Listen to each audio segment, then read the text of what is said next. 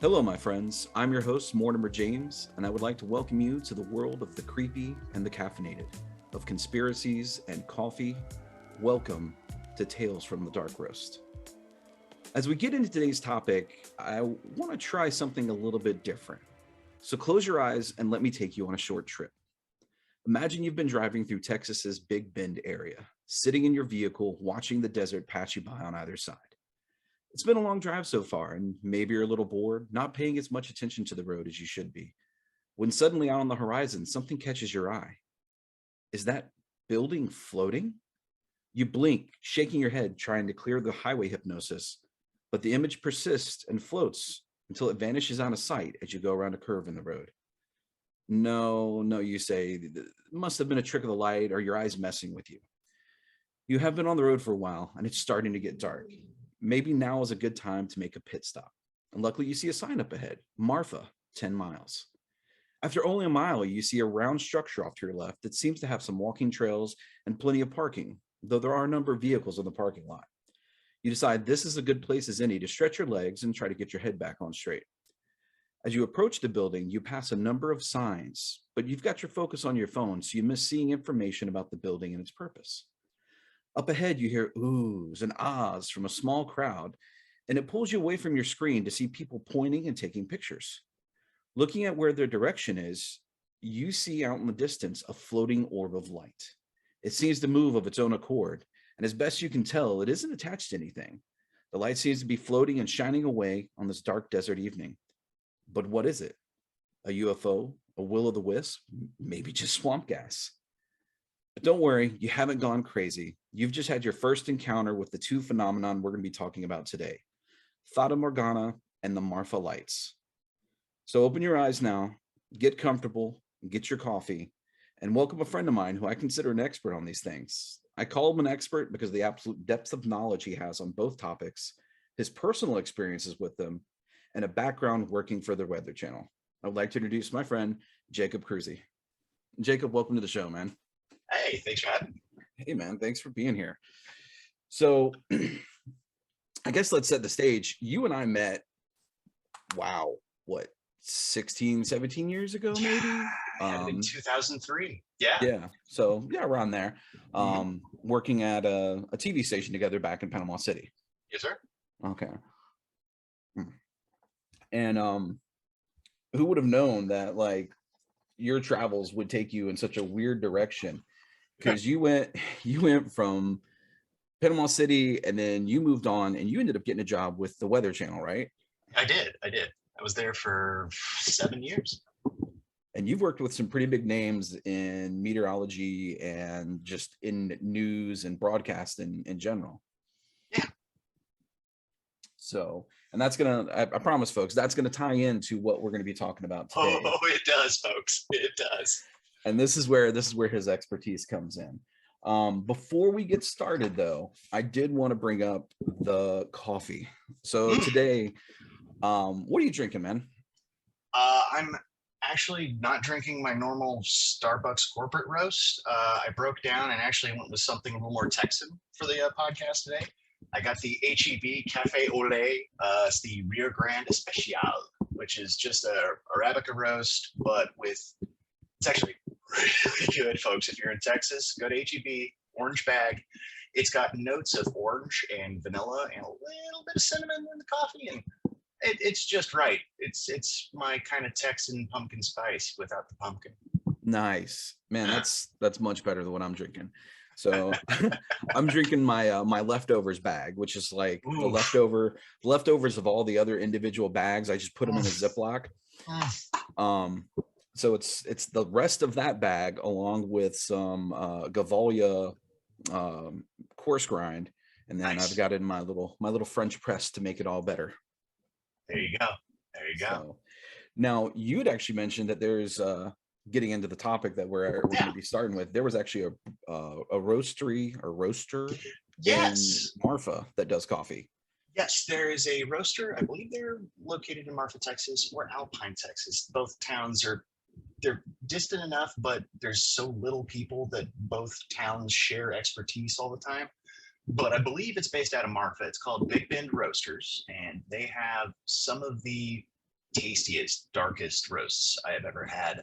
In particular, they have one blend called the Dark Skies blend, which another cool fact about far west Texas is that just due north of Marfa is Fort Davis, Texas, where the University of Texas runs the McDonald Observatory program out there. And they have, I want to say, over 20 plus telescopes, but like 3 huge telescopes that they still use for scientific experiments out there. So Dark Skies initiatives care about what's going on in West Texas, because further north of there, you have the Permian Basin, and then wellheads, fracking, flares, which is actually starting to affect the night sky conditions out in West Texas. So Dark Skies blend is a blend that they made to kind of bring awareness to people about, like, why is it so dark in all these towns? Why is there not really any street light? It's like 3 counties made an agreement with UT to just lower the light levels so they don't blow out the optical instruments that they have up on the mountain. So time a coffee in here to the region, and the weird optical features of the night sky out there. I mean, it's some of the clearest air you'll ever see. Like, this region gets like 15% humidity at most. That's like lucky out in the desert of West Texas. Oh man, compare that to like the 80, 90, 115% of Florida. Oh yeah. I remember some summers when we were just out and about and not drinking enough water and being dumb kids, and we look at our arms and you'd literally be covered in salt crystals just because just how arid the conditions are out there. So the air does weird things, like the Marfa lights. Well, let's you know what, I like the Marfa lights, but let's start with the first part, the Fata Morgana, because this is one I didn't know about until, or I knew about it, but I didn't know the name until you had brought it up. So if you guys Google Fata Morgana, it is where you can see like cargo ships or even whole cities or buildings off on the horizon that appear to literally be floating off the ground. And from there, I'm going to pass it on to Jacob. Cool. So yeah, the Fata Morgana, I'm going to pull real quick from Wikipedia just to get it right, because there are people that get really angry about things being right. So it is a complex form of superior mirage visible in a narrow band right above the horizon. So weird stuff happens on the horizon. That's where most of the thermal inversion is happening in the atmosphere throughout the day. Fata Morgana typically happens on the oceans where you have, say, there's a famous one where originally the term came from, where you're sailing from, I want to say somewhere in Italy, sailing to either Sicily or Corsica.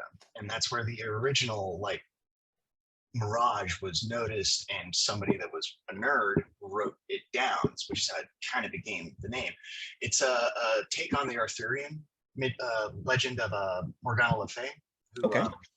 Yeah, so she has weird fairy powers that can make the air change. So we eventually developed the physics to understand that when you have hot and cold air interacting, there is actually lensing that can happen in the atmosphere, because moisture is doing weird stuff in air. Air does weird stuff. Like, there are so many other different types of mirages. Like, you have heat shimmer on the roadway whenever you're driving. You're not actually seeing water, but you are seeing water because the atmosphere is water. Like, what we breathe is just the most diffuse mix of that whole entire ocean and like plant system that makes the air we breathe. So very, very minuscule amounts of moisture in the air mass. You then get a very cold dropping air mass on top of that air mass. The hot air wants to go up, will always go up, and you get that weird band where all of a sudden cargo ships look like they're flying. There's castles in the sky. There's cities in the sky. You get interesting Fata Morgana illusions in the Gobi Desert of China, actually, and different regions of China where they have very flat, arid expanses and then massive cities on the horizon. Due to the curvature of the Earth, that is kind of why it looks like it floats in the air. Like, you're seeing over the horizon, because the air is acting like a lens, if that makes any sense. Yeah, so it's bending what you're seeing, bending the light coming from over the horizon, so everything looks floating. Right. It's almost like the atmosphere becomes like a fisheye lens near the horizon when you're looking at it, if it's like a smooth, curved horizon. Earth's round, folks. Hate to bring that up. It's not a flat Earth. Not a flat Earth at all. Oh, no, it's not. And that's a topic for a whole nother podcast. Yes, we could. Oh man, yeah, no, I have very strong feelings about flat earthers. Yeah. Not a fan. No. But yeah. So yeah, so to tie it up in a nice little bow. So yeah, you have to have that calm, settling air where it's like a waterfall of cold air. Mountains are great for that. The air will tend to fall down one surface of it and accelerate out when it hits a flat patch. Same kind of like large scale weather happens when you have like weather systems moving across the Rocky Mountains, and then they drop down the Rocky Mountains and accelerate out into the Great Plains, and all of a sudden become tornadic developing systems. Weather. So it almost acts like a slide, the mountain. Like exactly. You hit the mountain, you slide down, you get that acceleration. Okay. Yeah, there's different types of winds that mountains can produce. And also thunderstorms can produce the same kind of winds. They're called adiabatic winds, where it's really wild. Whenever you actually see an adiabatic event happen at the top of a thunderstorm, like the air rushing down out of the storm as rainfall and hail has a countervailing upward current that goes up into the storm, and sometimes those winds will actually exceed the speed of sound and puncture out the top of the storms and create little shock waves at the top of the storms, and those are called the Adiabatic Fronts. Like it just breaks the air as it rushes up the top of the storm. There's different kinds of winds that fall down mountains, which are called Cadiabatic Winds, which are winds that are accelerated by like the smoothness of the mountain and also just thermal inversion happening, where it's hot air going up, cold air being pushed down. These are winds that tend to cause avalanches. These are winds that can form straight line winds in like valleys where hikers, go missing all of a sudden. It's just they got by physics. It just was you were in the wrong place, wrong time, and the wind knocked you the fuck down. Ooh, cursing. I don't know if we do that on this. No, we're good with cursing. It's good. I can be salty. Not super prevalent, but just a little bit is okay with me. Cool. I am a salty boy. No, but yeah, so wind is fun, and it does stuff like that in the mountains. And every day when it's just calm, normal, settling air, people are so used to that just being part of the day to day that they don't think about that's what's happening, and that's why all of a sudden there's floaty lights, because you have this 100-mile long spur that goes basically from the Rio Grande through the mountains all the way to Marfa. It's almost a straight parallel shot to the other highway coming towards them. So if you had a very flat area that you could look over with weird lights moving in weird parallel and weird retrograde motions, you're going to see the lights. Yeah. It's the lights. You're going to see lights. There are all kinds of lights. It's not just like the Marfa lights. There's in Norway, they have the Hastelin lights. I forget where in the United States they have another kind of light called the Girden Light, which some people believe that the Girden lights are caused by piezoelectrics in the crust, because apparently there's so much quartz in this region that like heavy vehicle traffic can cause quartz dust. Apparently they like create sparks in the air, which is a similar phenomenon like the will-o-wisp, which is just swamp gases burning off. Marfa's in a desert, so there's no phosphine, there's no methane being generated. You've got a lot of dried gypsum. You've got a lot of just dust. It's just dust. It's dust and cactus out there. So you're not going to be getting burping swamps to create, flaring will-o-wisps. I love the name of the Marfa lights of Australia. They call them the Minion Lights. There's a region near, I want to say it's in Queensland, called Minion, where they have lights that appear fuzzy and they hover above the horizon and they move along. It's just really long roads in the middle of nowhere in the outback. Long flat stretches. There you go. Long flat stretches of road create lights. Another fun one was there was the Spoop Light, which I have something pulled up here that I wanted to read. So in 2014, there was Professor Alan Rice of the University of Central Oklahoma who investigated the Spoop Light with a team of investigators called the Boomers, and they discovered its source as car headlights and taillights, which were 9 miles west of their viewing spot. And this was in Marfa, or? No, this was just in Oklahoma, which is very flat and kind of dry, and you have weird atmospheric things. So it is a lot to do with the horizon being part of what you're seeing, because it's like, oh, it's on the horizon. It's like, yes, you're getting close to what you're actually seeing. It's not a ghost. It's not aliens. It's just headlights. Being refracted by the weird atmospheric conditions. Yep. And one of my favorite things that was pointed out. All right, so again, just gonna pull straight from Wikipedia, but this is my favorite apocrypha about these lights. So there's another wonderful podcast that folks should check out called Skeptoid by Brian Dunning, I believe. Okay, I've not heard of that one. Yes, so Brian Dunning noted that the designated viewing park for the lights is about 9 miles east of Marfa and is also right near the site of the former Marfa Army Airfield. And that is where tens of thousands of personnel were stationed between 1942 and 1947, and they trained a lot of the Allied pilots out there. Now, this airfield was massive for its day, and then it was just abandoned as like a regional airport, and then it's now just like a shell of itself, but they still patrol it with sentries. So you have trucks randomly moving out in the middle of nowhere where people don't know that that's the old airfield because they just drove into the region and it's, ooh, it's so mystical, it's so pretty. No, like there's a lot of like government infrastructure in Marfa for good reasons.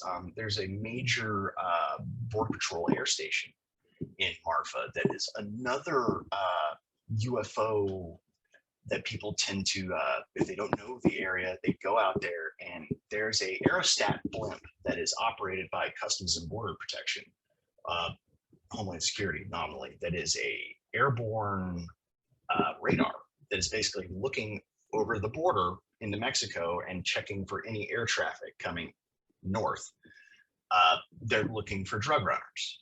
There are lots of operations that are happening out in West Texas that are looking for drug runners because that's where the drug runners run drugs. Yeah.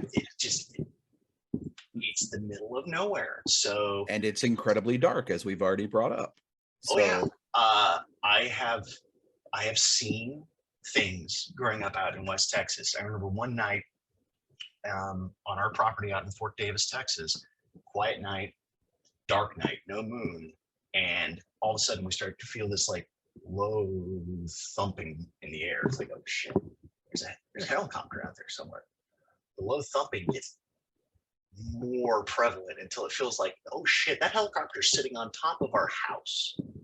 300 yards away, all of a sudden the finger of God just lit up a patch 100 yards wide of just field, and I see 14 people running. Oh, wow. So they caught him. They got him. Yes, these were people that were, I don't know if they were illegal or drug smugglers, but they were clearly migrant trying to get through the region, because if you make it through the mountains in that part of West Texas, you can link up with the interstate and then you can get into anywhere in the country. But yeah, so there's all kinds of air traffic happening out there that's not communicated because, well, we don't want you to know we're looking for the drug runners. We don't want you to know we're trying to catch the bad guys. So yeah, like the aerostat itself out there in Marfa, just due north of Marfa, almost in Valentine, Texas, is where they have the, I want to say it's either called THAD or THAR or something like that, but it's just a big blimp with a weird, like ungulus, just ball sack hanging off the bottom of it. That's the radar that's just looking down into Mexico, which is. And And if you've never seen one of those things and you're seeing it at dark and you're just getting a little bit of glimpse of it, I'm sure it's mind-blowing that it's like, what the hell is that? Like it doesn't move, but it does. It's bright white, so like it will reflect light, especially when the sun's setting. Yeah, and it's technically above the horizon, so it's catching the residual light coming from the east or the west. Yes. So that on top of the weird floaty lights on Highway 67, because that's all it is. It's just a really long spur of Texas Highway 67 from Marfa heading down to Presidio. And yeah, that's where most of the lights are coming from. And campfires too, actually, will be caught by people standing at the viewing area just because it's light. And also you're generating a lot of hot rising air with campfires. So it makes the light actually a little bit higher and redder and angrier looking. People think those are ghosts too. It's nice. Just physics. Now you've seen the Marfa lights personally, yes? Yes, I have. So for people who haven't seen them or haven't Googled them yet, explain exactly what they look like. Do they change colors, or are they a steady constant color, or is it more? So it's interesting because light does weird things when it's moving towards you. Light does weird things when it's moving away from you. You can actually detect weird, like minor variations of like the light shifting towards you when a car is coming towards you from your observation points. The light seems to be like pulsing ever so bright, like just a little bit brighter, but it stays like a certain like luminosity, but the little pulses of bright light, and it moves from like left to right. You're like, ooh, ooh, ooh. And then you get the weird kind of dimmer, but not quite red, but still light that is slightly redder that's moving the other direction. The tail lights. Usually from right to left, which is heading due south. So tail lights, red shift light, lights moving away from you. It's more of a Doppler shift type thing that's happening with the air as it's pulsating as the air is sinking. It's like, and then you have to take into account that the air mass that you're looking through has got like parts of it are cold, parts of it are hot. So you're like looking through multiple waterfalls of cold air spilling into the valley that you're viewing in. So that creates even more variation and shifting of the light that's already being distorted by the superior mirage that you're viewing. So yeah, it's really pretty. It's cool looking. I will not deny that the Marfa lights aren't pretty. They're cool. I like that, but it's not ghosts. It's not UFOs. It's not UFOs. I've seen shit out there that probably was UFOs or was probably just the United States military allowing German Air Force personnel to train on stealth fighters. The late 90s were fun in West Texas. There was weird shit happening in the air. We used to see them fly stealths through some of the canyons out in the Davis Mountains resort area of Fort Davis back in the late 90s. We were just hiking one weekend, me and my buddy, and I turn around and I go, why is there a knife in the sky? And then all of a sudden there was a loud boom, and then we looked over to our left and it's gone. She was like, what the hell was that one? Oh wow. What, was that the stealth fighter, dude? He was like, I think that was the stealth fighter. Do you know which one? The F-117. Oh, okay. So yeah, the arrowhead, the Angie arrowhead. That thing was cool. To my favorite stealth to this day, I actually have a T-shirt with it on it, is the SR-71. I absolutely love the design of that bird, man. It is so pretty. So I like its progenitor, the Fox, the Ox Cart was an interesting aircraft. The CIA precursor to the SR-71. Like that was the reason that they ran Area 51 was testing for that. I've never heard of that plane, so really? I didn't know, dude. Oh my god, I did not know about that. We might have to have you back on to talk about that. Good. I will suggest a book. I want to say the author is Annie Jacobson. Okay, writing this down. Yeah, Annie Jacobson, and she wrote a book. Yes. Area 51, an uncensored history of America's top secret military base.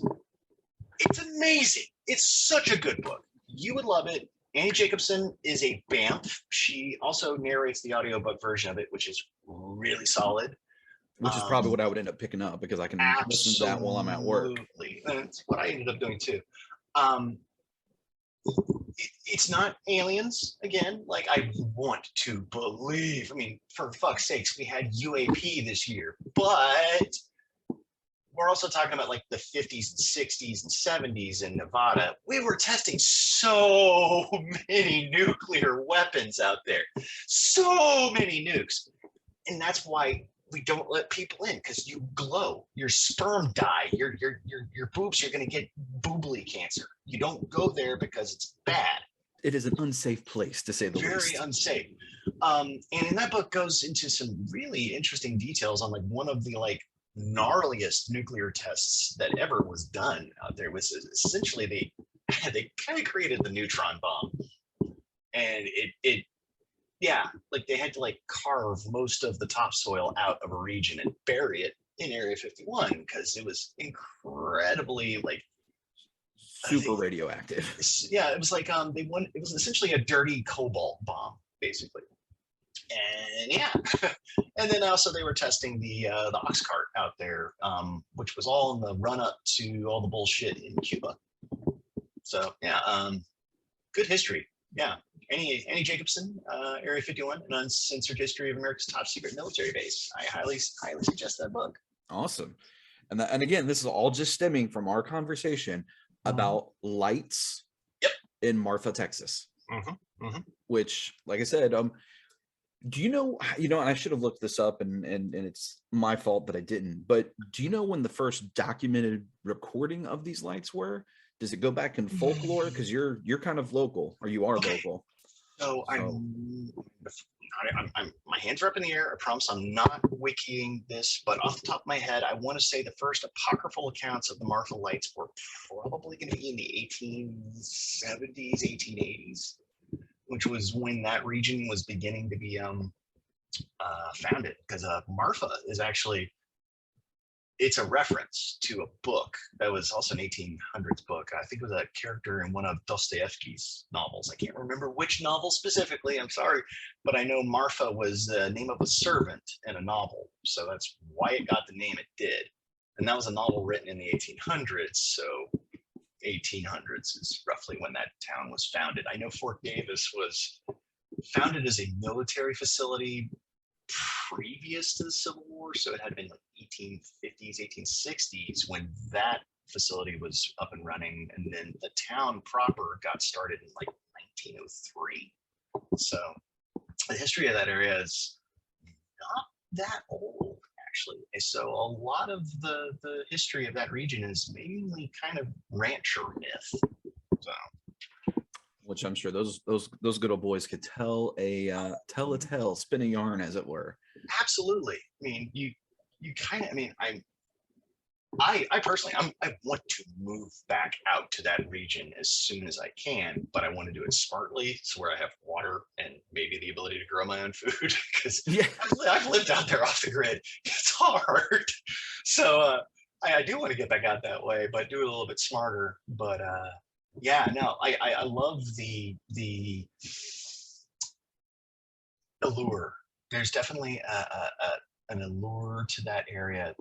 It does feel magical. I'll give it that. Like the sunsets in that part of Texas are incredible because you're getting all kinds of weird dust coming in from like the Pacific all the way across Mexico and then West Texas. So you get like these deep, dark purples and oranges in the sunsets out there that just, it's amazing. I can't wait to go back out there in a couple of months myself.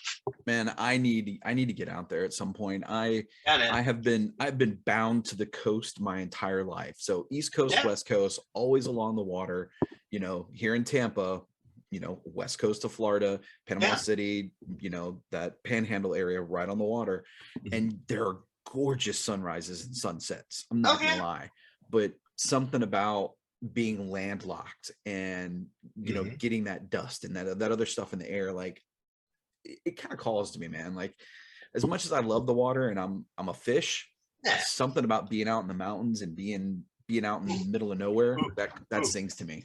So I'm gonna mess with your fish brain for a little bit here. So let's go into some deep times, some deep geologic history of West Texas. So Oh yeah, and side note, folks, he's also my resident geologist. So not only is he oh yeah, meteorologist, he's a geologist. It's ridiculous. We've had some I'm ridiculous conversations yeah, I'm a bit of a Jake of all trades. Uh, like so that. so there's a national park in the area in West Texas. So we talk about the Big Bend area, the Big Bend region. There's also the Big Bend National Park, which is one of the biggest national parks in the United States, but it's one of like the least known, least visited because it's kind of hard to get there because like you have to say if you were coming to the United States and you wanted to go to Big Bend National Park. So if you flew in internationally, the closest airfield you're going to be able to get to is, I want to say in Midland, Odessa, which is over 130 miles away from Alpine, which is the next closest town to the Big Bend National Park, which is 90 miles south of Alpine. So yeah, it's remote, but it's also Cretaceous ocean bottom that got uplifted. It's it's got volcanoes that are like 30 million years old. So they still look like volcanoes, but they're dormant. Uh, it's ancient ocean bottom in certain areas that's just been uplifted and dried out billions of years ago. It hasn't changed. So you can just walk around randomly and then stub your toe on trilobites, stub your toe on an ammonite, and some of these are big, like dinner plate sized, like ammonites. They're just falling out of like the chalk cliffs of the deserts and the Badlands. It's weird. Like you're in a ghost ocean out there. It's like there's no water, but it looks like the bottom of the ocean because it is. It's a billion-year-old ocean bottom that just got sent up. Oh wow. So and now you saying all that is reminding me, I don't know if you've seen it, but Love, Death, and Robots. Yes. That episode where the traveling salesman gets stuck on the side of the road. Oh my God. Yes. I love that. Yeah. So it's like that minus all the weird, trippy, Pretty psychedelic. Much. Yeah. If you believe hard enough, you can see that crap, or if you take enough drugs. But ways around that. Yeah. yeah. But God, there's so many beautiful things to see down in Southwest Texas. Not only you can go see the Marfa lights, you can go take a picture in front of the Marfa Prada, which is literally a Prada with Prada products in it in the middle of nowhere. That's right. I forget that Marfa is actually an feel bad for not mentioning this. It's an art town. It's like a Absolutely. a haven for artists and like eccentric people. I could go off at length about the Shinati Foundation and Marfa, Texas's art scene. I'm torn on that area. Like, I love the artists that come into the region. I love the ability for people to make weird art. I love that there are multiple Hollywood movies that were made in my backyard, but I also worry about the economic conditions for the locals and natives. You have these impresarios that come in from out of town. They pump money into the town. Their friends hang out. They do things. It's all tied to, how funky the economy can be. And the town's suffering, honestly. I love everybody out in that area of West Texas. They're some of the kindest, nicest, hardest working people I've ever met. And especially the last 2 years have been really hard on that region because tourism is life for people in West Texas. Like, that is how these towns stay afloat. We can't have these towns be farming towns, ranching towns, because there isn't the population of young people to do that kind of labor out there. I mean, a lot of the population is aging out because everybody's moved to the cities. So yeah, no, Marfa is an amazing town. I would love to see more people go to Marfa and stay in Marfa, help Marfa grow. It's a great town. There's a lot of young people actually picking up that feeling and moving to that town. I love that NPR actually has a station in Marfa now. Yeah, it's on the up and up. I really think more people should, especially after this last year. We've all been cooped up in our houses and we want to get out and see some things. Please, for my sake and for the people out in West Texas, go see Alpine, go see Marfa, and go see Fort Davis. These are beautiful towns. They are very nice people out here.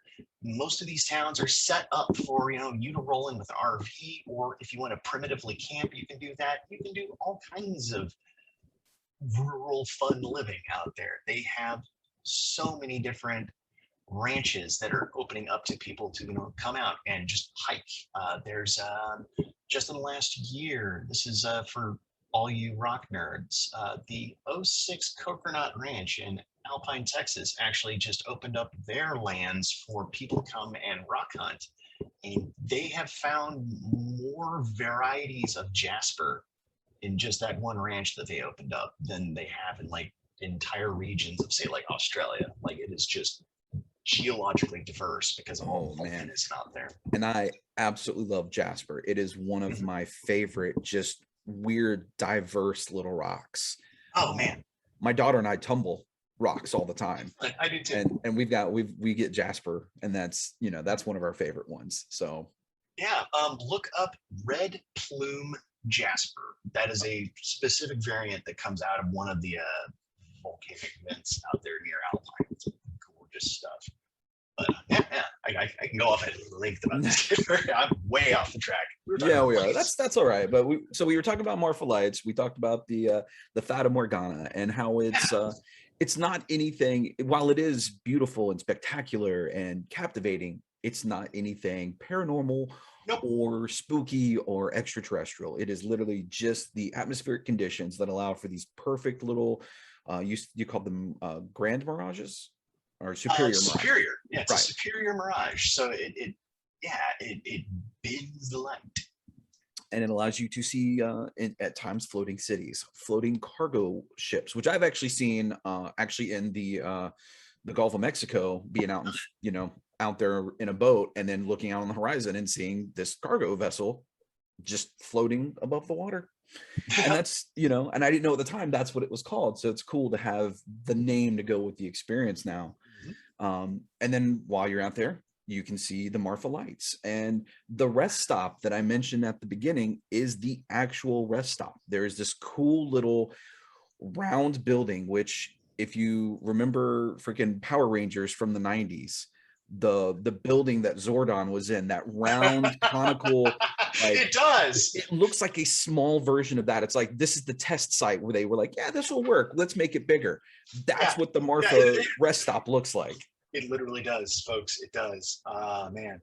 And actually, while you're at that rest stop, you are actually at the Marfa airfield where the old air base is. So if you just like look over the fence, like, you'll notice there's just weird stuff happening to the ground. And yeah, that's where we were like teaching people to fly B-52s back in the day. probably dropping test bombs and other live ammunition and all sorts of other fun stuff. Yeah. Nice. So there you go, guys. The Fata Morgana and the Marfa Lights, explained to you from a mostly scientific, but also very much addicted to science and addicted to the fun stuff way. Absolutely. So again, my guest has been Jacob Cruzy. Jacob, I really appreciate you coming on, man. And this was a blast. I need to get you back on. We need to, you know what I'm going to do? I will read or listen to that Area 51 book. Oh yeah, please do. It's and good. Then we'll schedule another time for you to come on, and we will just go whole hog on that book. Cool. Because you and I were both kids of the 90s. Like, we grew up like that. Area 51 was like, oh my God, did you hear about this? Yeah, Bob Lazar. Dude. Oh, that is another episode entirely. Bob Lazar. Oh yeah. So all right, man. I really appreciate it, man. And again, I will reach out when I get that book done, and we'll have some more fun. All right, brother. This was really fun. Thanks for having me on. Oh, thank you for coming on, man. And I really appreciate it. It's been a blast. All right. So, all right, my friends. Well, that's going to be a wrap for today's episode. And I want to remind you to check us out on all our platforms: YouTube, Spotify, Google Podcasts, and we're even on Instagram now, all under the Tales from the Dark Roast name. So do us a huge favor by liking our episodes, drop us a comment letting us know what you think of the new format. If you can, take the time and leave a review and subscribe. This all really helps us to grow the channel and bring more interviews and content to you guys. Also, stay tuned for future episodes from Tales from the Dark Roast, because we may have a big announcement coming up later this month, along with some pretty ambitious ideas for the end of the year. I'm also going to be posting a couple of bonus episodes going over some of the evidence provided by our first two guests. So once again, thank you for listening. And if you have a dark story you're willing to tell, then I have a pot of dark coffee I'm willing to share. I'm Mortimer James, and this has been Tales from the Dark Roast.